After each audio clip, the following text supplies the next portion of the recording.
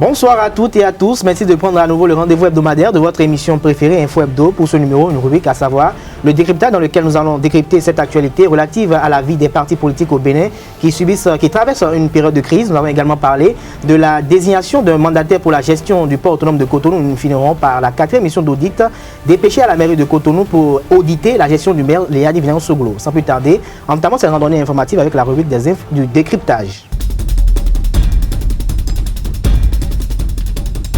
Le décryptage de ce jour, ça se fera avec Roch Judicaël Rouanou. Judicaël Rouanou, bonjour. Bonjour, monsieur Kader. Comment vous allez? Ça va très bien chez vous. Vous êtes le directeur général du journal L'Informateur.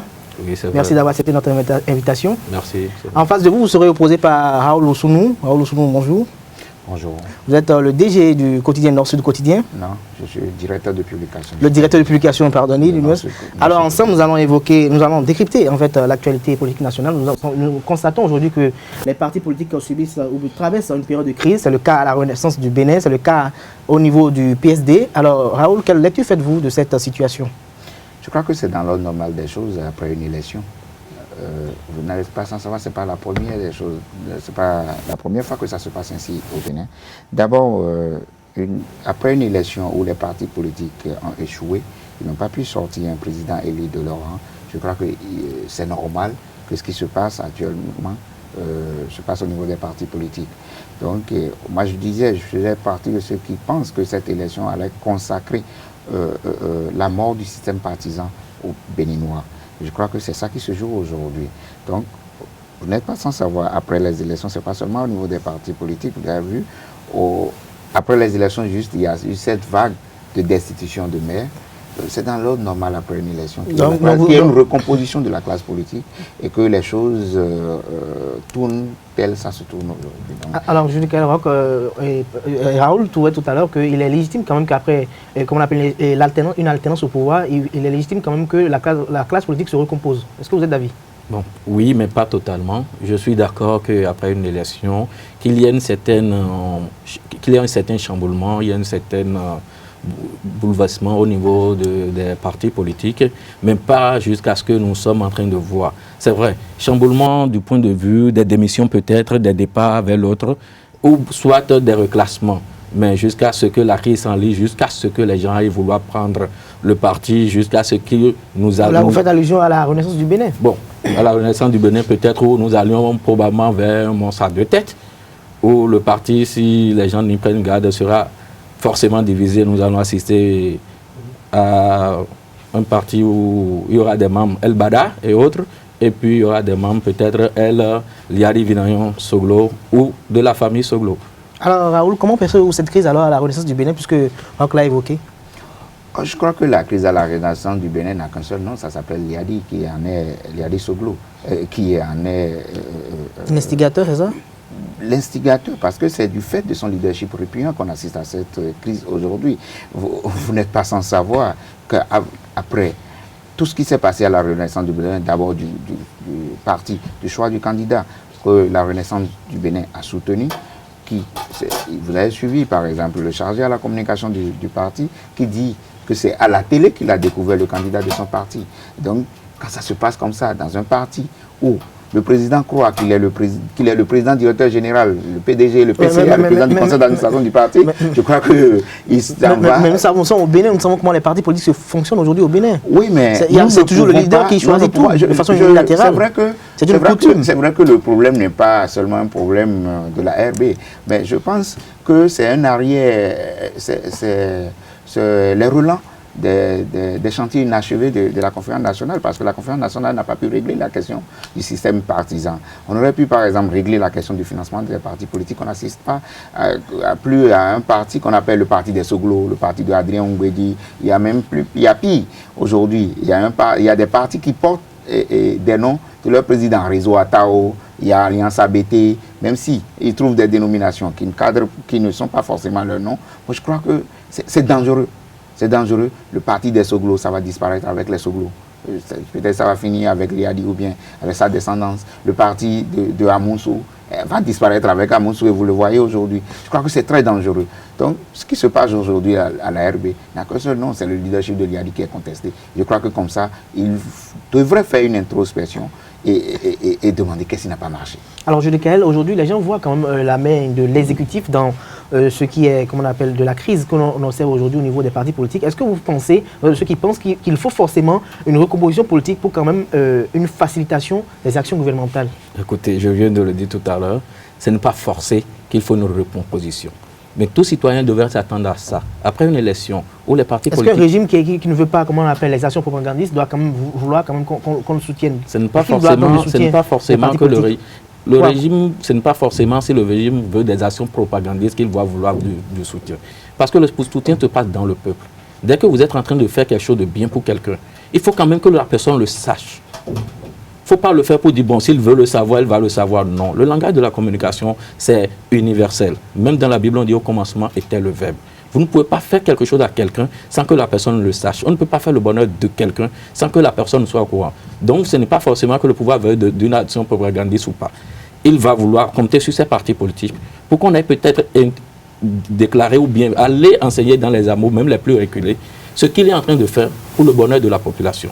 Mais ce sont ces mêmes populations et ce sont ces mêmes politiciens aujourd'hui qu'on utilise qui sont à même d'aller vers ces populations pour leur dire écoutez, ceci, cela, ce n'est pas vrai. Maintenant, c'est dans l'ordre normal des choses que le parti au pouvoir ou un régime qui s'assoit veuille avoir quand même des amitiés pour aller de l'avant, pour que les gens lui disent ce qui se fait, ce qui peut aller ou bien ce qui ne peut pas fonctionner. Mais ce n'est pas une logique pour vouloir quand même tout de suite affaiblir les partis politiques qui existent pour penser pouvoir aller de l'avant ou pour penser réussir la mission. Les gens voient la main de l'exécutif derrière. Ou je dirais oui, je dirais encore peut-être non. Mais votre oui est beaucoup plus affirmatif que le non. Bon, ça dépend de la lecture que chacun fait. Moi, je pense que ce qui se passe au niveau des partis politiques aujourd'hui, c'est les dernières élections mal négociées. On parle d'élections mal négociées. Oui, élections mal négociées parce qu'on les a vues pour la plupart. Quand je prends au niveau du PSD, on a vu le président Amoussou Bruno était avec le pouvoir. C'est vrai, au niveau de la RB, ce qui s'est passé, c'est vraiment du ridicule. Du ridicule parce que le président d'honneur était avec un autre président. Le président du parti, même Liadi, était avec un autre candidat. Et la maman Rosine Vieira-Soglo était également avec un autre candidat. Donc voilà, c'est vraiment du jamais vu. Ça peut arriver qu'on soit libre. Non, on est libre. On est libre. Moi, je crois que l'ARB est un cas enseigné dans les facs de droit. Dans le fac de sciences politiques, l'ARB est un cas enseigné. Et quand on parle, par exemple, de la main de l'exécutif, je voudrais vous demander, vous n'êtes pas dans ce pays quand il y a eu la crise bas à l'ARB. C'était Talon qui était au pouvoir. Vous n'étiez pas dans ce pays quand il y a eu la crise avec Azanaï, c'était Talon qui était au pouvoir. Mais je crois que l'ARB a un problème de leadership. Mais aujourd'hui, vous avez vu la réaction du président Soglo, qui quand même est un fétiche au niveau de l'ARB. Vous avez vu sa réaction sur une radio privée de la presse, je veux dire au Océan FM, après cette crise, quand il a dit le parti que nous avons contre notre parti, je crois que ça ne se dit pas dans un système démocratique. Ça ne se dit pas dans un système. Et pour un patriarche du genre, ça ne se dit pas. Vous êtes d'avis avec les frondeurs qui aujourd'hui pensent qu'ils excluent Liadi Soglo et maintenant ils veulent prendre quand même les rênes du parti sans aucun Liadi, sans aucun Soglo plutôt. Oui, mais on n'a pas exclu. On n'a pas exclu Nicéphore Soglo du parti. C'est Liadi Soglo qui s'entraîne. La RB ne se résume pas à la personne de Liadi Soglo. Jamais il n'est dit que la RB égale Liadi Soglo. Non, il faut qu'on enlève le fait qu'on réduise un parti politique à un ordre. C'est ça qui tue la démocratie béninoise. Et c'est ça qui nous renforce, parce que c'est ça qui ne permet pas d'avoir un système partisan crédible au Bénin. Aujourd'hui, vous voyez, on parle du régime Talon, on voit la main invisible de Talon parce que quoi, l'agenda des crises au sein de ces partis est un peu tellement coincé que, bon, on pense que c'est le parti, mais je disais tantôt, on pense que c'est le pouvoir, mais je disais tantôt, il y a qu'après une élection, vous voyez aujourd'hui en France, vous avez vu les résultats des législatives dernières, vous avez vu les résultats des législatives le dimanche avec Macron. Le PS qui venait de quitter le pouvoir, s'est retrouvé pratiquement dernier aux législatives. Mais Raoul, est-ce que je ne vous coupe pas, mais j'aimerais quand même vous poser la question de savoir, mais aujourd'hui, voilà que les Soglo ne veulent pas quand même laisser le parti. Est-ce qu'il ne serait pas légitime ou quand même à ses fondeurs d'aller créer leur propre parti ou de quitter le parti comme l'a fait Léa et qu'on appelle Kamina Zanaï, comme l'a fait? Je continue de dire, n'insultez pas l'intelligence collective. Pourquoi on continue de dire les Soglo ne veulent pas? Pourquoi le parti, la RB ne se résumait pas aux 3 Soglo, parce que Ganiou Soglo est encore renvoyé, exclu du parti par son frère aîné. Donc pourquoi ne résumait pas la RB à papa, maman et Liadi, et c'est les 3 militants du parti? Alors, si aujourd'hui des gens ont pu, Valentin Somancé, on lui a coupé un doigt à cause de la RB. Il y a eu des gens qui ont été tabassés à Parakou en 91 à cause de la RB. La présidente fondatrice a perdu la vie à cause de la renaissance du Bénin. Je ne sais pas si c'est à cause de la RB. Moi, j'ai une interview de la présidente fondatrice. Je n'ose pas le dire ici, mais je ne sais pas ce qui s'est passé. Mais je ne pense pas qu'il y ait eu une violence physique exercée sur ses yeux. Nous respectons Mme Rosine Soglo, mais je pense que ce n'est pas des questions à débattre ici. Mais je pense qu'il y a des gens qui ont sacrifié leur vie pour la renaissance du Bénin. Depuis les bancs, depuis les années collège, pour la renaissance du Bénin. Et aujourd'hui, vous pensez que le parti reste l'apanage des Soglo. Je pense que c'est l'insulter ceux-là qui ont fait plus d'une vingtaine d'années de militantisme à la rue. Alors, je me tourne vers vous. Est-ce que vous pensez qu'il y aurait quand même un avenir pour la renaissance du Bénin sans les Soglo? Bon, écoutez, un avenir pour la renaissance du Bénin sans les Soglo est hypothétique. C'est voué à l'échec? Oui, c'est voué à l'échec. Il faut oser l'avouer parce que ceux-là aujourd'hui qui se disent frondeurs, ceux-là aujourd'hui qui prennent le devant des choses. Je parie, écoutez, je pense qu'ils sont des renaissants, ils ont fait leur conseil, ils ne sont pas des frondeurs. Ils ne sont pas des frondeurs. On les appelle frondeurs, moi aussi je les appelle frondeurs. Et je pense que ils savent que sans la RB, leur avenir, eux-mêmes, leur avenir politique est hypothéqué. Mais il y en a eux qui se sont fait réélire sans le soutien réel de la renaissance du Bénin. Lequel? Je veux parler du maire Luc Atropo et de Blaise Aranzo. Qu'est-ce que vous appelez sans le soutien réel de la RB? Le maire Luc Atropo est allé aux élections sur quelle liste? Il est allé sur la liste de la renaissance du Bénin, mais le président, alors qu'est-ce que vous appelez? Qu'est-ce que vous appelez sans la RB? Qu'est-ce que vous appelez sans les Soglo? Aujourd'hui, on ose le dire, la renaissance du Bénin pour le moment, ça équivaut au Soglo. Vous concevez aujourd'hui tout de suite l'avenir de la renaissance du Bénin sans les Soglo et sans le nom RB, c'est voué à l'échec d'office. D'ailleurs, les frondeurs sont tellement intelligents qu'ils ne veulent pas partir, ils veulent engager une bagarre juridique, une bataille juridique pour pouvoir peut-être espérer s'en sortir ou créer une aile RB bis, mais quand même, ils savent que sans la coupe RB, ils n'iront nulle part. Il faut, laissez-moi terminer. Vous avez dit tout à l'heure que la crise au sein de la renaissance du Bénin s'appelle Liadi Vinayon Soglo. Mais au même moment dans le développement, vous avez dit que c'est le relent de la conférence des forces vives de la nation qui n'a pas bien regenté ce que devait être un parti politique. Et c'est là que je suis d'accord avec vous. Parce que, qu'est-ce qu'on dit? L'obéissance aux lois qu'on s'est prescrites est liberté. Les choses se sont toujours passées ainsi au niveau de l'AEB. Mais ceux-là aujourd'hui, qui sont frondeurs, n'ont jamais rien dit. Si au départ, vous n'avez jamais pensé qu'il faut repenser les choses autrement. Ils en ont marre aujourd'hui. Ils en ont marre aujourd'hui. S'ils en ont marre, et c'est là qu'on va trouver peut-être les propos de Mme Rosine Vieira Soglo un peu légitimes quand elle dit, si vous en avez marre, allez-y. Vous êtes chez quelqu'un, vous avez toujours supporté le dictat de la personne. Si un jour vous en avez marre, vous partez. Vous partez. Mais c'est dommage que les partis politiques sont ainsi. Je suis d'accord qu'on retourne. Je suis d'accord qu'on retourne dans les accords. Je suis d'accord. Je suis d'accord. Je suis d'accord. Je suis d'accord qu'on retourne dans les. Je suis d'accord qu'on retourne dans les accords. Je dis malheureusement, nous on nous a bercés. Donc il fallait repenser, dans la vie de ce parti il fallait repenser les choses autrement depuis 1990, on nous obligeait à suivre l'actualité politique, mais vous n'avez pas connu les années de gloire de l'ARB en 99, quand l'ARB avait 27 députés. Mais quand cette RB aujourd'hui on vient à un niveau où, à une élection, il n'a que 5 députés, je crois, 5 députés. Le président du parti n'a pas pu se faire élire. Je crois qu'il y a une introspection à faire. Mais je crois que si on doit aider Liadi Soglo, qui quand même a été frontalement contre le fétiche que les autres défient aujourd'hui au sein du parti. Liadi Soglo qui a été frontalement contre ce fétiche pendant la présidentielle. Si on doit l'aider aujourd'hui, c'est d'aller à la négociation que d'aller de manière frontale. Parce qu'aujourd'hui, qu'est-ce que sera la RB, une RB réduite à Liadi Soglo qui va à une élection et qui choue? Alors, puisqu'on est en train de parler de Liadi Soglo, j'aimerais quand même... Je veux savoir, quel est ce fétiche face auquel Liadi a été... Oui, mais Liadi a combattu le candidat.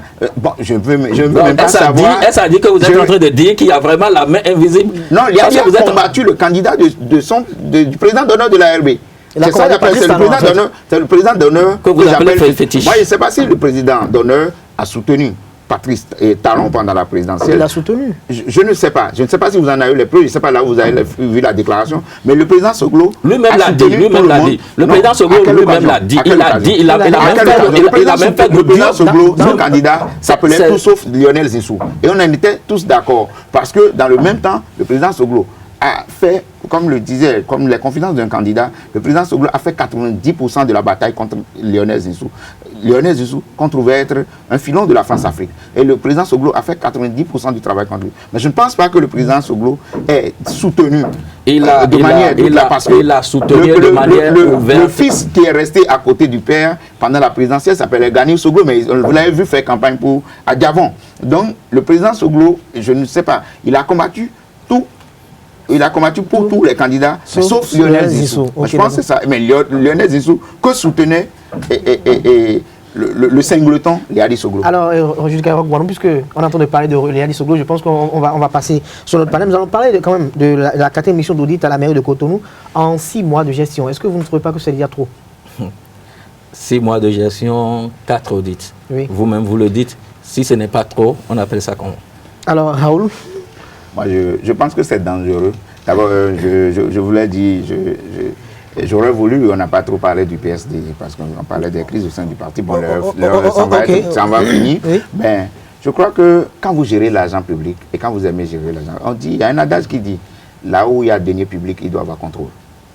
C'est un adage populaire, les financiers vous le diront. Donc, quand vous gérez l'argent public, je crois que vous devez souffrir qu'il y a des missions de contrôle. Et puis en avoir 20. Je ne sais pas s'il y a une loi qui dit c'est 10 qui doit en avoir, c'est une mission qui doit en avoir, ou bien c'est 2 qui doit en avoir. Mais c'est réglementé en fait, les périodes. Les périodes sont réglementées. Je pense que quand chaque fois qu'il y a audit, l'administration est paralysée. Non, je ne pense pas. Je ne pense pas. L'audit n'empêche pas, par exemple, un gars d'aller ramasser l'état d'ordures sur les boulevards. Non, je ne pense pas que l'administration soit paralysée. Puisque vous accompagnez... Quand vous gérez l'argent public, je reviens, vous devez souffrir qu'il y ait des missions d'audit. Et il peut y en avoir 4. Parce qu'on faisait des audits. Il y avait une mission. Après, mais vous n'êtes pas sans savoir qu'il y a des conseillers qui sont montés au créneau et qui ont dénoncé des malversations. C'est normal qu'il y ait encore audit. Chaque fois, il y a des dénonciations qu'on envoie. C'est de l'argent public. Mais c'est légitime, n'est-ce pas, que dans un conseil communal que les voix ne soient pas unanimes. Mais est-ce que vous ne voyez pas quand même une persécution envers la personne de Liadi Soglo? Parce que ça s'est affiché, ça s'est fait montre lors de la rencontre entre les maires du Grand Locaux et le président Patrice Talon. Ce que je retiens pour le moment, Liadi Soglo lui-même n'a pas encore dit que ces missions d'audit constituent d'acharnement vis-à-vis de sa personne ou envers sa personne. Il ne l'a pas encore dit. Mais en tant que commentateur de la... Mais c'est ce que je veux expliquer aux gens. Que les gens ne pensent pas que c'est Liadi qui a peur de ces audits-là. On sent une peur bleue quand on voit... Vous mesurez la peur à quoi? Vous mesurez sa peur à quoi? Si ce n'est pas dans l'opinion publique, si ce n'est pas dans l'opinion publique que cela se dit, écoutez-moi, laissez-moi, ils ont un organe de communication où les gens ou ceux qui sont, vous voulez, on peut citer des noms. C'est vous qui le dites. Ce que moi je retiens, j'ai jamais suivi Liadi officiellement déclaré qu'il a une peur de ces missions d'audit. J'ai jamais suivi Liadi qu'il ait déclaré quelque part que ces audits-là constituent un acharnement envers sa personne. Ce que je retiens seulement, c'est que le contribuable béninois, les citoyens de ce pays qui ont vent de ces agissements, estiment que ce n'est quand même pas normal. Maintenant, M. Kader vient de poser une question tout à l'heure. Est-ce que ces missions-là n'handicapent pas un peu le bon fonctionnement de l'administration. Il a bien dit l'administration. Il a bien dit, cher ami Raoul, excusez-moi, il a bien dit l'administration. Il n'a pas parlé du ramasseur de tas ordures, qui ne constitue pas forcément l'administration au sein de la mairie de Cotonou. Oui, Raoul. Moi, je voudrais vous poser la question de savoir quand même, en fait, après le FADEC qui a quand même donné son rapport définitif, nous avons eu la BAI, comment on l'appelle, qui est directement rattaché à la présidente de la République, qui a effectué sa mission d'audit, mais qui n'a pas déposé son rapport d'audit. Nous avons le FIDAF aussi qui a effectué sa mission d'audit, mais qui n'a pas déposé également son rapport définitif. Et aujourd'hui, on est chargé d'aller amener un cabinet français de loi de venir auditer maintenant au Bénin. Est-ce que vous ne voyez pas que on veut quand même révéler, on veut chercher à révéler des choses qui ne sont pas révélées? Je veux commencer par votre données. D'abord, Deloitte a une firme qui est à Cotonou, c'est à Venise-Temez. Donc quand vous parlez de cabinet français, Deloitte c'est un cabinet à l'international qui a des démembrements un peu partout. Deloitte est à Cotonou. Ça, il faut le dire à vos téléspectateurs. Ça, la BAI n'a jamais fait de mission d'audit, par exemple, à la mairie de Cotonou. Ah bon, ils ont fait quoi? Il y a eu un conseil des ministres qui a décidé d'audit dans certaines grandes mairies du pays. Et il s'est fait que le cabinet fiduciaire d'Afrique, dont nous avons eu le rapport d'étape qui fait objet de polémique aujourd'hui, le cabinet fiduciaire d'Afrique a fait un audit sur l'an 1 de la gestion. Ce n'est pas la BAI. Si par exemple le cabinet fiduciaire d'Afrique appartient à Dayon, ce n'est pas la BAI qui a agi, mais c'est le cabinet fiduciaire d'Afrique. Il faut que vous le reteniez aussi. Donc quand on dit cabinet français, France-Afrique, ça va dans tous les sens. Mais c'est des Français qui officient. Non. Alors le cabinet Deloitte au Bénin. Moi j'étais à la mairie de Cotonou, il n'y avait que des Français. Interroger les gens. Je dis, Deloitte c'est un cabinet international. Vous pouvez avoir votre cabinet et recruter des Français. Mais Deloitte ici au Bénin est géré par un Béninois. Allez, vous êtes journaliste, allez à côté de la Venise-Temez, vous allez voir, vers Notre-Dame, là-bas, vous allez voir et le siège du cabinet de Deloitte. Donc, je voudrais revenir dire, là où il y a des lieux publics, souffrez qu'il y ait contrôle. Et aucune loi ne dit c'est une mission d'audit par mois. Et quand vous parlez de paralysie de l'administration, je ne pense pas qu'une mission d'audit puisse séjourner pour paralyser. Il y a des gens clés qu'on interroge. Ce n'est pas le quidam de la mairie qu'on interroge. Ce n'est pas la dame qui délivre ils reçoivent des instructions en fait. Non, mais écoutez, laissez-moi finir. Okay, ce n'est pas la dame qui vend timbre ou qui fait. Puisque la population a besoin de quoi? La population a besoin des services, comment dirais-je, pour son quotidien. Le minimum pour son quotidien. Ben, la population ne sait pas comment on gère l'argent qui est injecté dans le circuit municipal. Donc, c'est celui qui reçoit, par exemple, l'argent, le registre et autres, la passation des marchés. Vous n'êtes pas sans savoir que ça n'a jamais été. Il n'y a pas de gestion sans crime, ne l'oubliez pas. Ok, d'accord. Ne l'oubliez pas, il n'y a pas de gestion sans crime. Et quand c'est des conseillers qui en viennent à dénoncer des conseillers, par exemple, vous voyez par exemple certains, ils vont dire qui est FCBE et qui était de la coalition qui a porté le maire actuel au pouvoir, vous devez vous interroger que sûrement il n'y a pas de fumée sans feu. C'est la politique, à l'époque c'était dans son intérêt à l'époque. Nous parlons de la politique aujourd'hui. Oui, le maire, nous parlons toujours de la politique parce que le maire est un homme politique. Le maire est certes administratif, mais c'est un homme politique, ne l'oubliez pas. Donc ça peut être des représentants politiques. On ne peut pas sortir de ce carcan-là. Donc les audits peuvent être des... Si vous ne voulez pas que ce soit de la politique, dites au maire de ne plus être politique et de démissionner. Alors Raoul, nous sommes pris par le temps, nous allons parler quand même de ce dernier sujet, nous avons dit quand même un mot. Alors gestion d'un mandataire qu'on appelle recrutement d'un mandataire pour la gestion du port autonome de Cotonou, ça vous inspire quoi, Roch? Non, écoutez, il y a quelque chose qui me brûle à l'esprit par rapport à la mairie de Cotonou toujours. Il n'y a pas de petit service sans administration. Donc on ne peut pas estimer que le petit service fonctionne normalement sans que l'administration aussi ne tourne normalement. Ça, je dis non. Maintenant, l'autre chose, ces audits interviennent à un moment où le peuple a quand même raison, où la population a quand même raison de se poser la question s'il ne s'agit pas d'un acharnement contre... C'est quoi vous appelez Écoutez, je veux bien savoir, parce que c'est les 11 millions ou bien les 10 millions de Béninois. Moi, je ne sais plus le peuple. Donc quand on dit le peuple, c'est un concept vague. Je vous ai laissé... J'ai l'impression que vous ne voulez pas... C'est quoi les statistiques que vous avez? Je vous ai laissé épiloguer sur le sujet. Je dis ce qui me concerne. Je dis ce que je pense. Et j'estime qu'on doit quand même laisser le citoyen penser, laisser le citoyen s'exprimer sur ce qui se passe dans son pays. Et je pense que par rapport à la RB, 4 missions en 6 mois. À la RB, donc à la mairie de Cotonou, 4 missions d'audit en 6 mois. Je pense que la population a tout droit de se poser des questions, de s'inquiéter. Si on sait tout ce qui se passe actuellement avec le locataire de l'hôtel de ville, le locataire de la mairie, Larry Venançoglou. Maintenant, gestion un mandataire au port autonome de Cotonou. Voilà. A priori, je vais vous dire une chose. J'ai survolé un peu le document et j'ai vu que c'est un opérateur qui devait venir normalement pour faire, il me semble, 3 ou 3 ans et demi de gestion. Et après, on évalue. Et si on évalue et les résultats sont concluants, on pourrait éventuellement lui renouveler. À mon avis, je ne trouve pas à crier à reçu cela. Par contre, je juge très mal la manière dont le pouvoir en place, ou la directrice générale du port autonome de Cotonou, ou le ministre Romain, la manière dont ils sont en train de gérer les travailleurs de cette maison, qui quand même, à l'ouïe de cette information, on dit, écoutez, on ne peut pas laisser faire, parce que peut-être eux, ils ont des informations que nous n'avons pas. Ils sont de la maison. Ils ont des couloirs que peut-être nous, on n'apparente pas. Et qui disent aujourd'hui, il faut que les gens viennent nous parler, il faut que les gens expliquent davantage, et que si on n'entend pas, cette mission-là ne vient pas, et jusqu'à lancer, déclencher un mouvement de grève.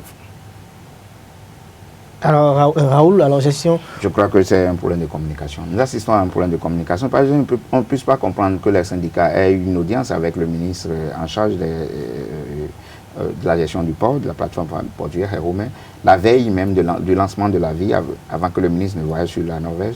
Il y a eu une rencontre avec les syndicats, mais jamais on leur a parlé du lancement d'un tel avis. Au moins, je crois que il y avait, quand on reste dans un système où on veut prôner par exemple la gouvernance participative et concertée, on devait quand même dire aux syndicats, voilà ce que nous voulons faire, qu'est-ce que vous en pensez? C'est vrai que ce n'est pas toujours bien, c'est pas toujours facile de convaincre ces gens d'acteurs, mais c'est des partenaires, c'est sûr. Il s'agit, le port... Mais est-ce que vous ne voyez pas qu'ils sont inquiets aujourd'hui? Parce que dans les contrats, il est prévu quand même que le mandataire peut procéder quand même au renouvellement du personnel jusqu'au 3 quarts. Est-ce que vous ne voyez pas qu'il y aura des pertes d'emploi? C'est légitime.